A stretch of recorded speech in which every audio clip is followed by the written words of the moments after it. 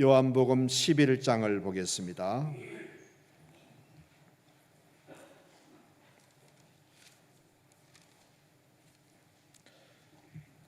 사실은 요한복음 11장 1절부터 44절까지를 읽어야 되는데 조금 중간에 뛰어넘어서 읽도록 하겠습니다.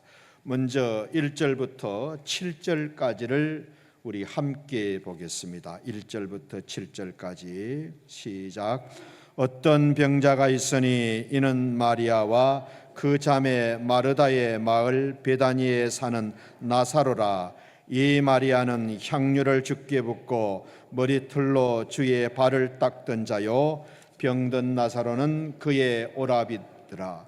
이에 그 누이들이 예수께 사람을 보내어 이르되 주여 보시옵소서, 사랑하시는 자가 병들었나이다 하니 예수께서 들으시고 이르시되 이 병은 죽을 병이 아니라 하나님의 영광을 위함이요 하나님의 아들이 이로 말미암아 영광을 받게 하려 함이라 하시더라.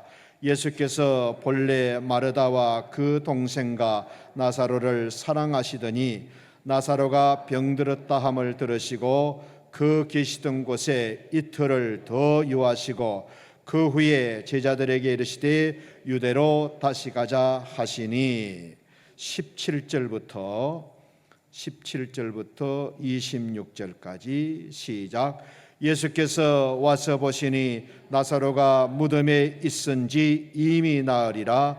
베다니는 예루살렘에서 가깝기가 한 오리쯤 되매 많은 유대인이 마르다와 마리아에게 그 오라비의 일로 위문하러 왔더니 마르다는 예수께서 오신다는 말을 듣고 곧 나가 맞이하되 마리아는 집에 앉았더라. 마르다가 예수께 여짜오되 주께서 여기 계셨더라면 내 오라버니가 죽지 아니하였겠나이다. 그러나 나는 이제라도 주께서 무엇이든지 하나님께 구하시는 것을 하나님이 주실 줄을 아나이다. 예수께서 이르시되 네 오라비가 다시 살아나리라. 마르다가 이르되 마지막 날 부활 때에는 다시 살아날 줄을 내가 아나이다. 예수께서 이르시되 나는 부활이요 생명이니 나를 믿는 자는 죽어도 살겠고 무릇 살아서 나를 믿는 자는 영원히 죽지 아니하리니 이것을 네가 믿느냐. 자, 39절부터 44절까지 시작. 예수께서 이르시되 돌을 옮겨 놓으라 하시니 그 죽은 자의 누이 마르다가 이르되 주여 죽은 지가 나흘이 되었음에 벌써 냄새가 나나이다. 예수께서 이르시되 내 말이 네가 믿으면 하나님의 영광을 보리라 하지 아니하였느냐 하시니 돌을 옮겨 놓으니 예수께서 눈을 들어 우러러 보시고 이르시되 아버지여 내 말을 들으신 것을 감사하나이다. 항상 내 말을 들으시는 줄을 내가 알았나이다. 그러나 이 말씀하옵는 것은 둘러선 무리를 위함이니 곧 아버지께서 나를 보내신 것을 그들로 믿게 하려 함이니이다. 이 말씀을 하시고 큰 소리로 나사로야 나오라 부르시니 죽은 자가 수족을 배로 동인 채로 나오는데 그 얼굴은 수글에 쌓였더라. 예수께서 이르시되 풀어 놓아 다니게 하라 하시니라. 아멘. 오늘 설교 제목이 믿음이 절망으로 바뀌는 분들에게, 믿음이 절망으로 바뀌는 분들에게. 오늘 말씀을 잘 들으셔서 믿음이 절망으로 떨어지지 않기를 바랍니다. 우리 믿는 성도들은 어려움이 닥치는 것에 대해서 비교적 낙관적입니다. 두 가지 이유 때문입니다.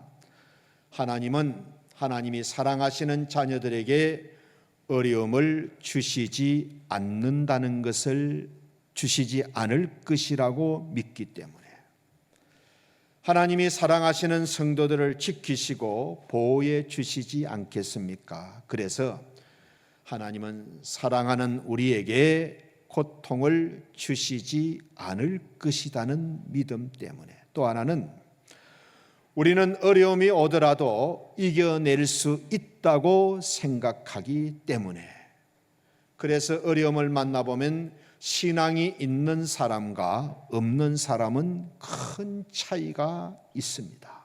그런데 오늘 성경을 보면 이런 우리의 상식적인 신앙관이 완전히 한계에 부딪힙니다.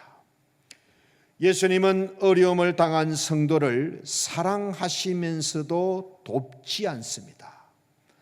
사랑하시지만 어려움에 빠지도록 내버려 두십니다. 사랑하시면서도 더 큰 어려움 속으로 빠지도록 내버려 두신다는 겁니다. 그래서 예수님을 사랑하는 마음이 미움과 원망으로 변하도록 내버려 두십니다. 사랑하는 성도가 감당할 수 없는 더 큰 고통에 처하도록 내버려 두신다는 거예요. 믿음이 절망이 될 때까지도. 본문에 나오는 이 마리아의 가정은 예수님이 정말 사랑하셨던 가정입니다. 마리아가 얼마나 귀한 신앙을 가진 사람입니까? 예수님의 머리에 향유를 붓고 그 발에 입 맞추고 자기 머리털로 예수님의 발을 씻어 드렸던 사람입니다. 그러니까는 예수님을 위해서라면 아무것도 아끼지 않았던, 정말 예수님을 사랑했던 사람입니다. 또 예수님의 발 아래서 말씀 듣기를 사모했기 때문에 칭찬을 들었던 마리아가 아닙니까? 그래서 이 가정이야말로 예수님께서 특별히 더 귀하게 생각하시고 더 사랑하시던 가정이었습니다. 그런데 그 귀한 믿음의 가정에 큰 어려움이 닥쳤습니다. 오빠 나사로가 병들어 죽어가게 된 겁니다. 가족들이 보니까는 딱 죽음이 예감되고 직감할 정도였습니다. 그러니까는 상황이 아주 급박합니다. 당장 손을 쓰지 않으면 오빠 나사로가 죽을 수밖에 없는 상황입니다. 여러분, 생명보다 더 소중한 것이 뭐가 있겠어요? 그래서 사람을 예수님께 보내서 도움을 청합니다. 마르다와 마리아 두 자매는 그 상황에 오직 예수님께 소망을 둡니다. 예수님이라면, 예수님이 여기 오시면 어떻게 해 주실 것이라는 믿음이 있었기 때문에. 여기 대화를 읽어보면 예수님께서 사랑하시던 우리 오빠가 병들어 죽게 되었습니다. 사람을 보내서 이런 말을 하는 것은 어떤 의미가 있습니까? 예수님이 사랑하시는 우리 오빠가 병들었으니 가만히 계시지는 않을 것이지요. 예수님이 오셔서 꼭 고쳐주실 줄 믿습니다. 이런 의미가 함축되어 있는 말입니다. 예수님이 오셔서 우리를 이 어려움에서 건져주신다는 것은 너무나도 당연한 일이라는 겁니다. 여러분, 이것이 우리의 믿음입니다. 하나님께서 사랑하시는 자들에게 도움을, 은혜를 베풀어 주신다는 겁니다. 하나님께서 사랑하시는 성도를 어려움에서 벗어나게 해주시고 어려움을 해결토록 해주시고 모든 일이 잘 될 수 있도록 해결되도록 해주신다는 것이 우리의 믿음입니다. 많은 경우에, 대부분의 경우에 이것은 사실입니다. 예수님은 사랑하는 우리를 지켜주시고 어려움을 이기게 해주십니다. 잘 들으세요. 그러나 늘 그런 것만은 아니라는 거예요. 항상 그런 것만은 아니라는 거예요. 이 사실이 우리를 아주 힘들게 만듭니다. 성도들에게 늘 좋은 일만 있는 것이 아닙니다. 우리는 원치 않음에도 불구하고 우리는 많은 어려움과 문제를 만나면서 살아야 됩니다. 누가 사고를 원하고 누가 불행을 원하고 누가 암을 원하는 사람이 있겠습니까? 여러분, 그런 경우에 어떻게 하겠어요? 내가 그동안 교회도 열심히 다니고 열심히 봉사도 하고 헌금도 드리는 나에게 생각지도 못한 어려움이 닥쳤을 때 이것을 어떻게 받아들이겠냐는 거예요. 보통 우리는 어떻게 생각하면서 살아갑니까? 믿는 나에게는 모든 일이 잘 될 것이다. 결코 어려움은 닥치지 않을 것이다. 형통할 것이다. 그래서 사람들마다 얘기하는 것을 들어보면 다 믿음 생활 잘해서 잘 되었다는 이야기입니다. 그러다가 나에게 진짜 고난이 닥치면 어떻게 하겠냐? 나에게 진짜 감당 못할 어려움이 닥치면 어떻게 하겠습니까? 닥치는 고난을, 밀려오는 어려움을 내 마음대로 받고 안 받고 할 수가 없잖아요. 어려움이 밀려오면 고스란히 그 어려움을 당할 수밖에 없는 것이 저와 여러분입니다. 우리는 하나님이 사랑하시는 자에게는 어떤 어려움도 와서는 안 된다. 내가 하나님을 믿고 믿음 생활하기 때문에 나에게는 어떤 어려움도 문제도 와서는 안 된다. 이런 공식을 만들어 놓고 살아갈 때가 많습니다. 이런 공식을. 예를 들면 교통사고를 만나면 내가 그동안 보험에 들었으니까는 당연히 보험회사에서 와가지고 나를 도와주고 이 상황을 수습해 주어야 한다는 식입니다. 우리가 하나님 신앙을 보험 수준으로 여길 때가 많다는 겁니다. 본문의 마리아의 가정처럼 믿음도 좋고 누구보다도 헌신적인 삶을 살아왔던 그런 가정에 오빠가 병들어서 사경을 헤매는 어려움과 고난이 닥치면 어떻게 하겠습니까? 열심히 기도하는데도 응답이 없습니다. 예수님이 기도를 들으시는지 안 들으시는지, 사람을 보내서 그렇게 부탁을 했는데도 예수님은 오시지 않고 오빠는 결국 죽고 말았습니다. 알고 보니 우리 오빠는 사경을 헤매고 있는데 예수님은 연락받고 이틀이나 거기 요단강 건너편에 이틀이나 더 계셨던 겁니다. 우리가 이런 상황을 만나면 어떻게 말하고 행동할 것 같습니까? 얼마나 섭섭함을 느끼고 얼마나 원망이 나오고 얼마나 비난과 욕이 자동 소총처럼 튀어나오지 않겠어요? 오늘 여기 예수님의 모습을 보세요. 정말 충격적입니다. 상황이 이렇게 급박하게 돌아가는데도 예수님은 곧바로 달려와서 도와주시지 않습니다. 시작. 나사로가 병들었다함을 들으시고 그 계시던 곳에 이틀을 더 유하시고, 사람들이 와가지고 예수님이 사랑하시던 나사로가 병들어 죽을 것 같습니다. 이렇게 말을 했을 때 사람들은 다 예수님이 알았다고 바로 가서 도와주실 줄 알았는데, 예수님은 그 위급한 상황을 하나도 대수롭지 않게 여기십니다. 마치 듣지도 못한 사람처럼, 마치 아무 상관없는 일처럼 여유를 부리십니다. 이틀을 더 그곳에 머무는 동안에 나사로는 그만 병으로 죽고 말았습니다. 여러분, 목숨보다 더 우선되는 게 뭐가 있겠어요? 정말 분통 터지는 일이잖아요. 목숨이 왔다 갔다 하는 상황에 이틀이나 꿈을 그리면서 거기 있음으로 골든 타임을 놓치면 어떻게 하느냐 이거예요.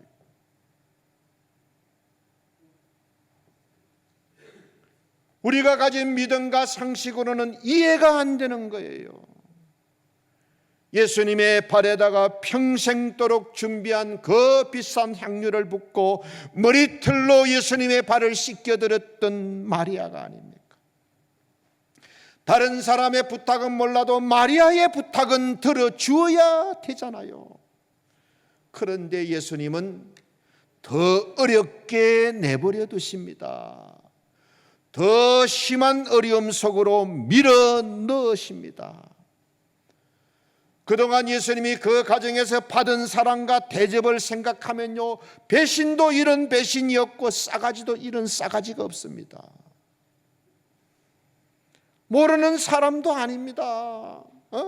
잘 아는 가정입니다.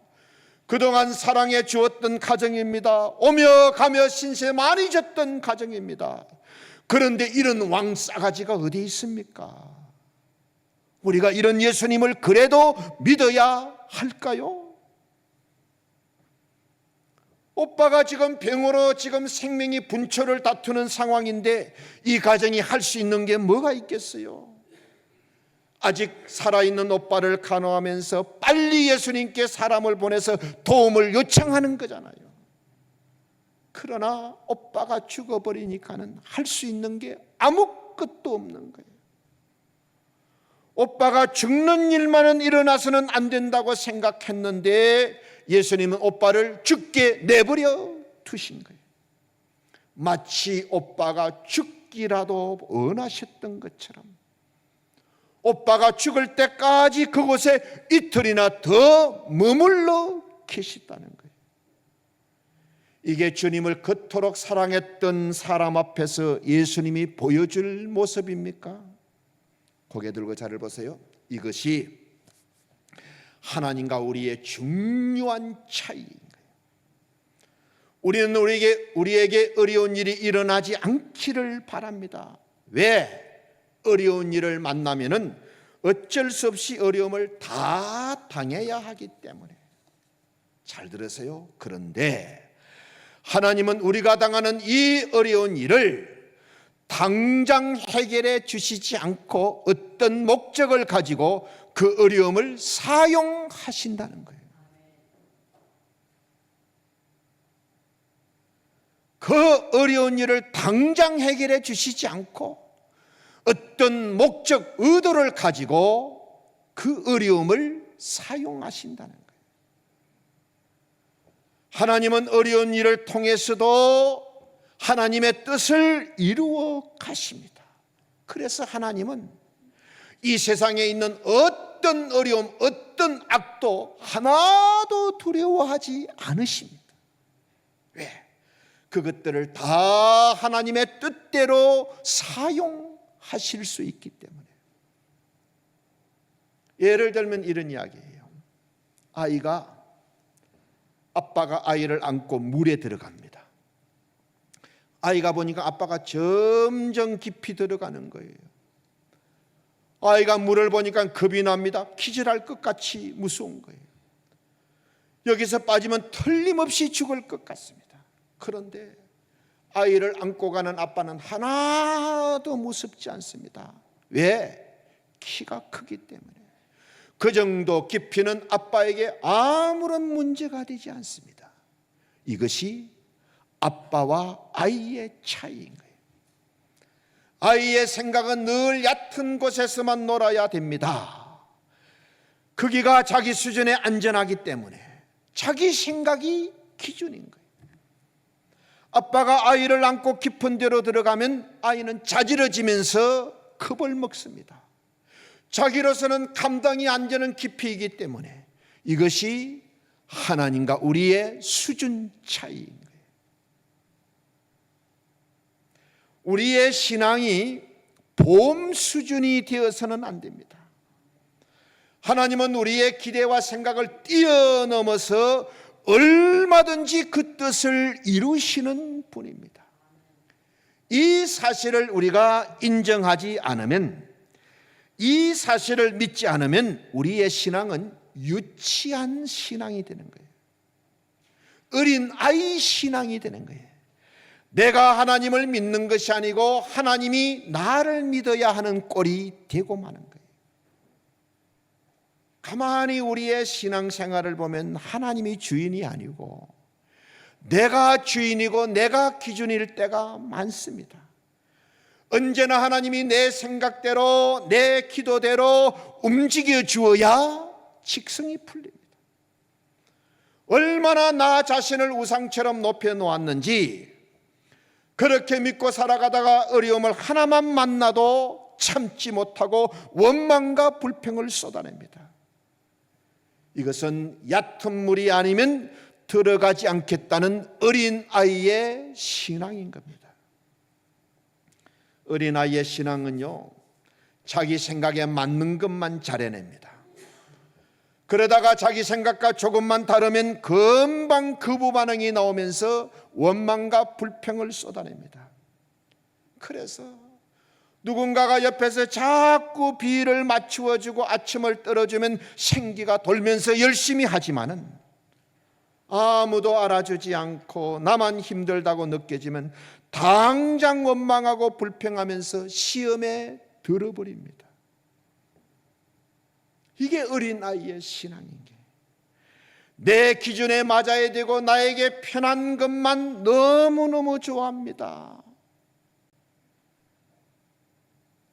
내 기분이 좀 언짢고 이거 욕을 먹고 손해볼 것 같으면 귀신처럼 하지 않습니다.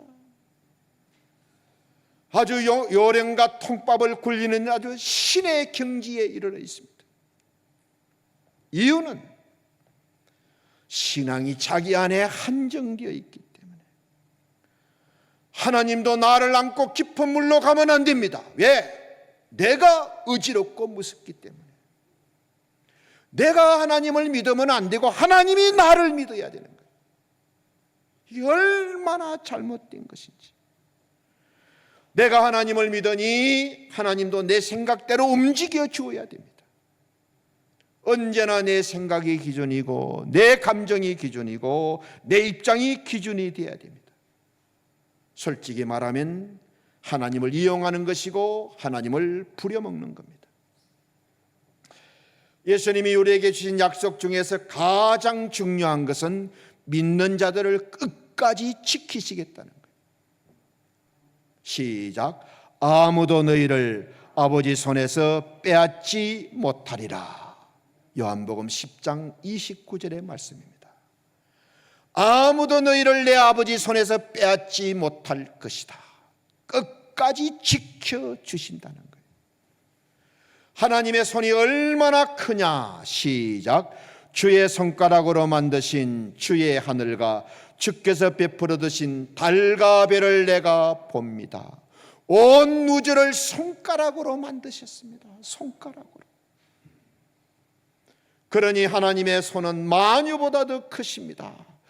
그 손이 우리를 붙들고 있기 때문에 어떤 것도 우리를 하나님의 손에서 빼앗을 수 없다는 말씀이에요. 그렇다고 믿는 사람들에게 전혀 어려움이 닥치지 않는다는 말은 아닌 거예요. 모든 것이 내 생각대로 되어야 된다는 것은 아니라는 말씀이에요. 예수님이 우리에게 가르치신 기도가 있잖아요. 우리를 시험에 들게 하지 마옵시고 다만 악에서 구하여 주십시오. 우리가 이런 기도를 드리는 이유가 뭡니까? 언제나 우리 주변에는 시험이 도사리고 있기 때문에, 언제 어디서나 악의 세력이 우리를 덮치려고 노리고 있기 때문에, 그래서 우리가 이걸 인정하고 살아야 됩니다. 그래서 우리는 매일매일 전쟁을 치릅니다. 눈에 보이지 않는 전쟁입니다. 매일매일 나의 생명을 노리고 우리의 영혼을 침체와 절망으로 떨어뜨리는 악한 세력들이 여기저기 도사리고 있기 때문에. 자, 그런데도 어떻게 우리가 지난 상반기를 아무 탈 없이 잘 살아왔을까? 내 힘과 능력이 아니고 하나님의 은혜와 하나님의 사랑의 팔이 사고와 위험으로부터 우리를 지켜 지켜주셨기 때문인 줄 믿습니다. 하나님은 우리가 감당 못할 시험을 당하도록 내버려 두지 않으신다는 약속의 말씀이 있잖아요. 그래서 우리가 은혜로 살아가는 거예요. 절대 내 힘과 능력으로 사는 게 아닙니다. 은혜로 살아간다고 해서 우리에게 언제나 좋은 일만 있는 것은 아니라는 거예요. 때로는 내가 전혀 이해할 수 없는 고난이 찾아옵니다. 감당 못할 문제를 만납니다. 욥도 그랬습니다. 전혀 생각하지 못한 고난이 닥쳐가지고 우리를 절망으로 만들 때가 있다는 거예요. 이런 일이 일어나는 이유가 뭐냐? 시작. 예수께서 들으시고 가라사대 이 병은 죽을 병이 아니라 하나님의 영광을 위함이요 하나님의 아들을 이로 인하여 영광을 얻게 하려 함이라. 이 병은 죽을 병이 아니다. 하나님이 영광을 받으시기 위해서, 그리고 하나님의 아들 예수님이 영광을 얻기 위해서, 예수님이 영광을 얻으시도록, 그래서 지금 이 오빠가 아픈 것이다. 여러분, 예수님이 우리를 감당할 수 없는 고난으로 밀어넣는 이유를 아셔야 됩니다. 왜? 늘 우리가 생각하는 그런 하나님이 아닌 우리의 생각과 우리의 기대를 훨씬 뛰어넘는 진짜 하나님을 경험하기 위해서, 내 생각 속에, 내 마음속에 갇혀있는 그런 하나님이 아니고 그런 하나님을 훨씬 뛰어넘는 진짜 하나님을 경험하도록 하기 위해서 우리를 이런 어려운 가운데로 들어가게 하시는 거예요. 우리의 생각을 뛰어넘어 역사하시는 하나님의 섭리를 믿음으로 받아들여야 됩니다. 우리가 믿음 생활해 보면요, 주님이 우리를 전혀 돌보지 않는 것 같은 그런 때가 있습니다. 나는 열심히 기도하는데 하나님은 내 기도에 전혀 관심이 없는 것처럼, 나만 홀로 애가 타가지고 기도하는 것처럼 그렇게 느껴질 때가 있잖아요. 이유를 아셔야 됩니다. 나로 하여금 내 기대와 생각을 뛰어넘는 진짜 살아계신 하나님을 경험토록 하기 위해서, 내 생각 속에 내가 만들어낸 그런 하나님이 아니고 진짜 살아계신 하나님을 경험토록 하기 위해서 우리에게 어려움을 주시고 감당 못할 시험으로 우리를 인도해 가신다는 거예요. 우리는 신앙을 편안한 것으로 생각합니다. 교회 나와서 신앙생활하면 갈등도 없어야 되고 염려도 없어야 되는 것으로 절대 그렇지 않습니다. 그런 신앙은요, 그런 어린아이 같은 신앙은 반드시 한계를 드러냅니다. 이런 어린아이 신앙은 하나님을 언제나 내 안에 가두어 둡니다. 그래서 하나님이 내 생각대로 움직여 주어야 됩니다. 만약에 내 생각과 기대대로 움직여 주지 않으면 바로 불신으로 돌았습니다. 그래서 자기를 믿는 것이지 하나님을 믿는 게 아닌 거예요. 자기를 믿으면서도 하나님을 믿는다고 착각하고 사는 거예요. 우리의 이런 잘못된 신앙을 깨뜨리기 위하여, 우리의 이런 잘못된 틀을 깨뜨리기 위하여 하나님이 어떻게 하시느냐? 원치 않는 어려움과 고난 속으로 우리를 몰아넣으시는 거예요. 이걸 아셔야 돼요.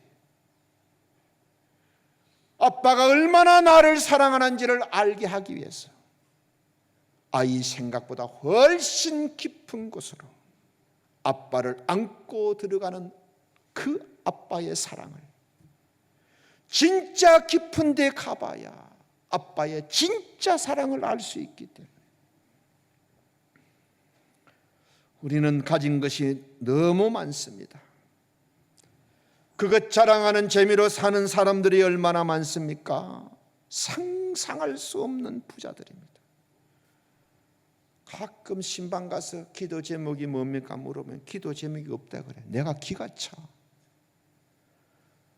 기도할 내용도 없이 사는 사람이 있는 거예요. 그게 은혜인 줄 모르고 그게 감사인 줄 모르는 그야말로 철부지 인생이에요. 그러면서 남에게 베푸는 사랑은 얼마나 낯이 간지러운지 모릅니다. 얼마나 생색을 내면서 베푸는지 모릅니다. 어린 나이 신앙입니다. 그러다가 조금만 어려운 일을 당하면 어떻게 합니까? 참지를 못합니다. 하나님은 나를 좀 특별하게 대해줘야 됩니다. 나는 힘든 일 당하면 죽어버립니다. 어렵게 하시려거든 나 말고 다른 사람 어렵게 하시고요.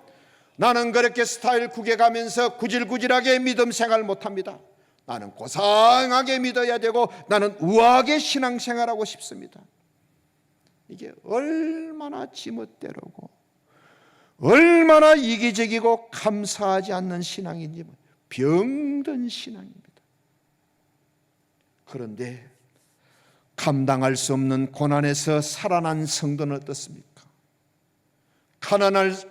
감당할 수 없는 그 고난에서 우뚝 일어서고 살아난 성도들은 입을 다물고 삶으로 믿음을 실천합니다.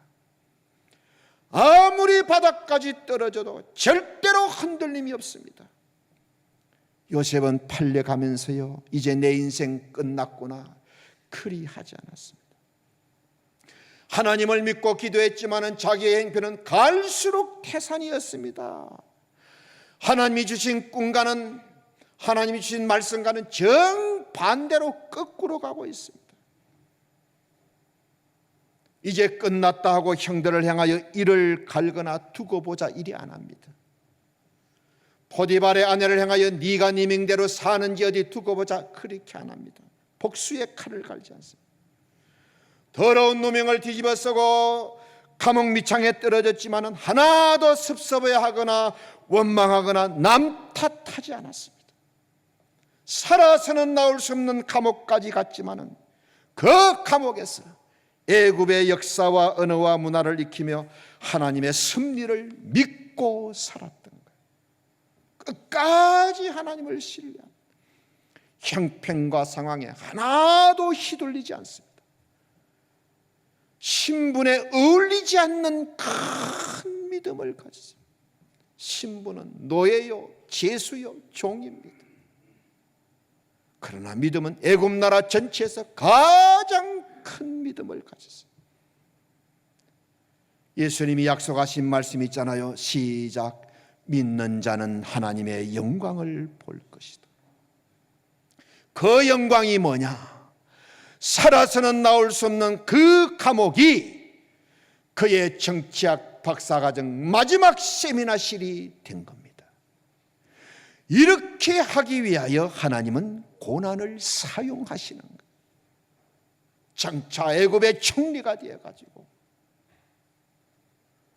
온 나라를 다스리기 위해서는 애굽의 역사도 알아야 되고 문화도 알아야 되고 공부 많이 한 사람들과 함께 지내면서 언어를 배우고 왕의 철학을 배우고 그 공부를 어디서 했느냐? 감옥 밑창에서. 인생 끝났다고 생각된 그 자리에서 살아서는 나올 수 없는 그 감옥 바닥에서 나중에 총리가 되었을 때 애굽 나라를 이끌어가는데 조금도 부족함이 없도록 공부를 다 마친 거예요. 그 공부를 어디서 했느냐? 살아서는 나올 수 없는 감옥에서. 하나님은 우리의 믿음을 절망의 자리까지 이끌어 가십니다. 바닥까지 가더라도 절대로 믿음을 놓지 마십시오. 요셉을 기억하시고 말씀을 마칩니다. 어려움을 만났을 때 당연히 예수님이 와서 수습해 주는 예수님을 우리의 믿음을 보험회사 수준으로 생각하지 마세요. 어렵다고 주님 한번 바라보고 다시 내 생각으로 돌아가서는 안 됩니다. 유치한 어린이 신앙에서 우리는 벗어나야 됩니다. 소망이 끊기고 주님이 얼굴을 돌리시는 것 같아도 끝까지 주님을 붙드시기를 바랍니다. 하나님은 우리의 기대와 한계를 벗어난 지점까지 하나님을 신뢰하기를 원합니다. 우리의 기대와 한계를 훨씬 벗어난 그 상황에서도 하나님을 신뢰하기를 원하십니다. 어려움과 고난이 닥쳤을 때 미리 포기하고 좌절하지 마십시오. 쉽게 남 탓하고 불평하지 마십시오. 정신을 차리고 끝까지 주님을 바라보시고 끝까지 믿음을 붙드셔야 됩니다. 그러면 나를 사랑하시는 하나님이 어떤 분이신지를 알게 될 겁니다. 그러면 나를 사랑하시는 우리 예수님이 어떤 분이신지를 확실하게 알게 될 겁니다. 아무리 믿음이 절망으로 바뀌는 상황에서도 하나님의 손은 놓지 마시고, 기도의 줄은 놓지 마시고, 믿음의 끈은 놓지 마십시오. 그래야 하나님의 영광을 볼 수 있습니다. 내가 만난 어려움을 통하여 하나님이 영광을 받으시고 예수님도 영광을 받으시고, 그러면요 죽었던 오빠는 살아나게 되어 있습니다. 오늘 이 말씀을 성경에 기록해서 저와 여러분에게 읽게 하시는 하나님의 뜻이 뭐겠습니까? 믿음이 절망으로 바뀌는 그 순간에도 절대로 마리아 마르다처럼 하지 말아라. 예수님은 내 기대와 생각을 뛰어넘어서 내가 당하는 어려움을 더 사용하셔서 진짜 나로 하나님의 영광을 볼 수 있도록, 이런 하나님이심을 우리 모두 믿고 살아갔으면 좋겠습니다. 내가 만나는 문제, 내가 만나는 어려움, 하나님의 영광을 보는 기회로 삼으십시오. 하나님의 영광을 보는 기회로. 고개 들고 저를 보세요. 믿음 생활 하다가 보면 아주 어려울 때가 있고, 기도가 안 될 때가 있고, 믿음이 바닥이 날 때가 있고, 신앙이 뿌리채 흔들릴 때가 있는데, 그때 여러분 나를 잘 설득하세요. 나를 설득하셔야 돼요. 하나님, 나는 절대 이 상황에 두 손 안 듭니다. 절대 내가 이 상황에 무릎 꿇지 않습니다. 하나님 두고 보세요. 하나님이 기대하시는 믿음보다 훨씬 내가 큰 믿음 가지고 있습니다. 나는 하나님의 약속을 믿고 하나님의 말씀을 믿습니다.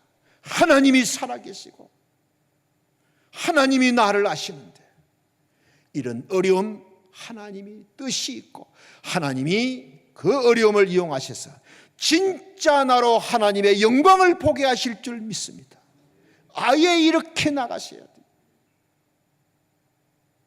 이런 은혜와 축복을 다 누리시는 우리 성도님들이 되시기를 예수님의 이름으로 축원합니다. 아멘. 아버지 하나님, 우리가 인생을 살아가면서 믿음 생활한다고 하지만은 얼마나 작은 문제에도 흔들리고 아무것도 아닌 문제에 우리의 믿음이 금이 가고 뿌리채 흔들리는지 모릅니다. 이제는 어린아이의 신앙을 벗어났으면 좋겠습니다.